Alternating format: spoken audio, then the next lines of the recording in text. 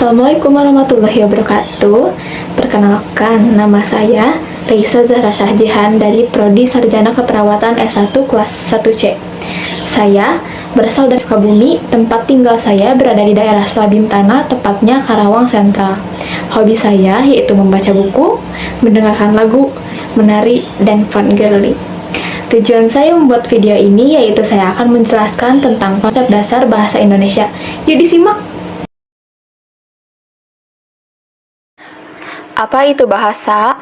Bahasa artinya kemampuan yang dimiliki manusia untuk berkomunikasi dengan manusia lainnya menggunakan indikasi, contohnya kata dan gerakan.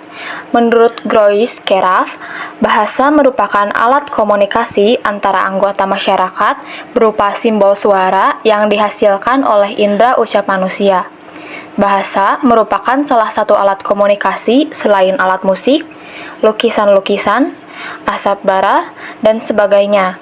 Komunikasi menunjukkan bahwa dua orang atau lebih yang mengadakan komunikasi dengan menggunakan cara tertentu yang sudah disepakati bersama. Selanjutnya, ada aspek bahasa. Setiap teks memiliki tanda atau ciri yang membedakan suatu teks dengan teks lainnya dari segi bahasa. Aspek kebahasaan juga dilihat dari ketepatan ucapan, penempatan tekanan, nada, dan durasi yang sesuai diksi atau pilihan kata, dan ketepatan sasaran pembicaraan. Fungsi bahasa.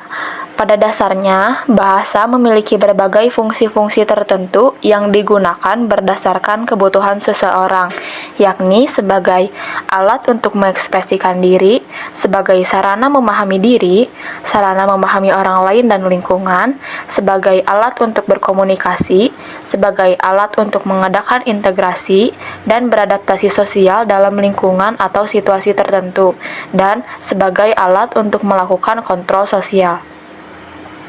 Seperti contohnya, kita melihat para polisi yang menegur para pelanggar lalu lintas. Polisi tersebut menegur menggunakan bahasa sebagai kontrol sosial, di mana fungsinya adalah agar pelanggar tersebut tidak mengulangi hal yang sama di kemudian hari. Tujuan dan manfaat kemahiran bahasa: lebih mengenal diri sendiri, lebih dalam memahami orang lain, belajar mengamati dunia sekitar kita lebih cermat, mengembangkan proses berpikir yang jelas dan sistematis, menggunakan daya pikir yang efektif dan tepat, menguasai struktur bahasa dan kosakata secara meyakinkan, menggunakan gerak-gerik, isyarat, dan air muka sesuai dengan suasana dan isi pembicaraan. Ragam bahasa.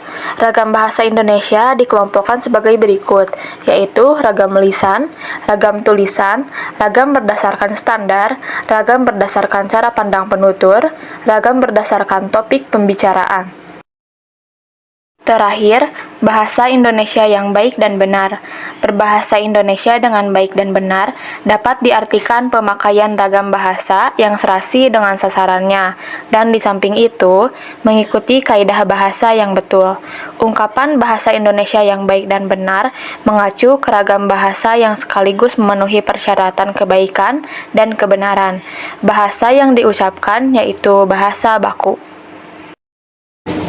Kesimpulannya, yaitu bahasa merupakan rangkaian bunyi yang melambangkan pikiran, perasaan, serta sikap. Dalam hal ini, bahasa dapat diartikan sebagai lambang, maka manusia dapat berpikir secara abstrak di samping yang konkret. Bahasa memiliki beberapa sifat, antara lain merupakan sebuah sistem berfungsi sebagai salah satu sarana komunikasi, berwujud lambang, berupa bunyi, bersifat arbitrary, bermakna, bersifat konvensional, bersifat unik, universal, produktif, bervariasi, dinamis, dan sebagai alat kontrol dan interaksi sosial. Budina membawa bonsai, lalu duduk memakan stroberi. Semua telah usai, saatnya saya undur diri. Wassalamualaikum warahmatullahi wabarakatuh.